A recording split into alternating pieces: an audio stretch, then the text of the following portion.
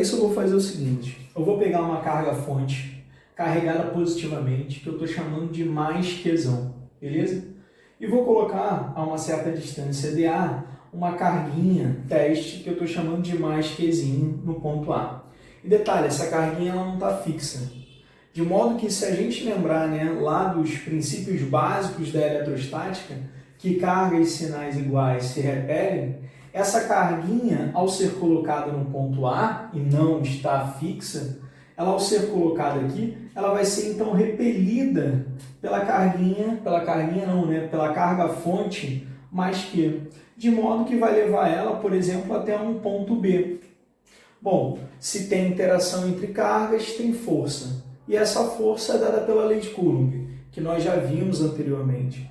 E lembra que a lei de Coulomb, ela diz lá, né, que ela é inversamente proporcional ao quadrado da distância entre as cargas.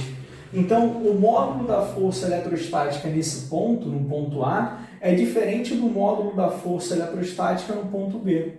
Então, os valores adotados aqui, né, os valores tomados para a força nesses pontos são diferentes. E se a gente for pensar num gráfico, né, a gente vai ter que recorrer novamente à lei de Coulomb, ao gráfico descrito pela lei de Coulomb, que é dado pela hipérbole quadrática.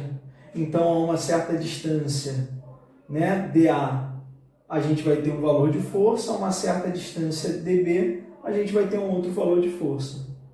Bom, e como houve deslocamento do ponto A para o ponto B, devido à repulsão entre as cargas, a gente pode associar isso ao trabalho. Lembra que só tem trabalho quando eu tenho deslocamento. Então, eu aplico uma força e essa força gera deslocamento, então tem um trabalho sendo realizado. Então, a força eletrostática ela realizou o trabalho para levar a carguinha do ponto A até o ponto B. Só que aqui a gente tem um problema. A força dada pela lei de Coulomb, ela não é constante. Então, não podemos calcular o trabalho como sendo força vezes deslocamento. O que a gente faz é recorrer ao gráfico. Na verdade, a gente vai calcular o trabalho olhando para a área do gráfico. E lembrando que se você tem um gráfico força por distância, a área do gráfico vai ser numericamente igual ao módulo do trabalho. Bom, e aqui a gente não tem uma figura regular, ou seja, a gente não tem um retângulo, a gente não tem um quadrado, a gente não tem um triângulo, a gente não tem um trapézio.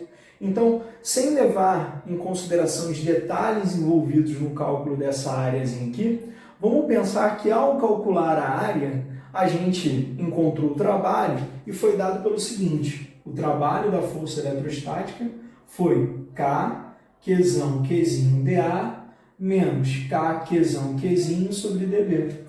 Se a gente fizer uma comparação com o teorema da energia potencial visto anteriormente, né, onde que o trabalho de uma força conservativa é igual à energia potencial inicial menos a energia potencial final. E fizemos uma comparação. Então, ó, o trabalho da força conservativa. A força eletrostática ou a força elétrica, ela é uma força conservativa. O seu trabalho independe da trajetória, independe do caminho escolhido, beleza?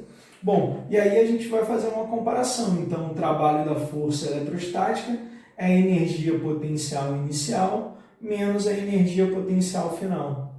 Ou seja, fazendo essa comparação, a gente tem que a energia potencial eletrostática, ou se você preferir, a energia potencial elétrica, ela é dada então por K, que é aquela constante eletrostática do meio, Qzão, que é a minha carga fonte, é ela que gera o campo elétrico, né, ao redor dela, e é o meu Qzinho, que é o cara que vai sentir a presença desse campo sobre D. Então a gente diz que a energia é K, Qzão, Qzinho sobre D.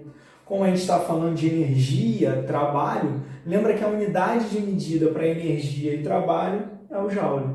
Então aqui a gente tem a energia potencial eletrostática. O valor da energia potencial eletrostática por unidade de carga num ponto do espaço, né, num ponto do campo elétrico gerado pela minha carga fonte, vai definir o que a gente vai chamar de função potencial ou, no caso, o potencial elétrico que a gente está buscando entender, que é o que eu vou te mostrar daqui a pouco.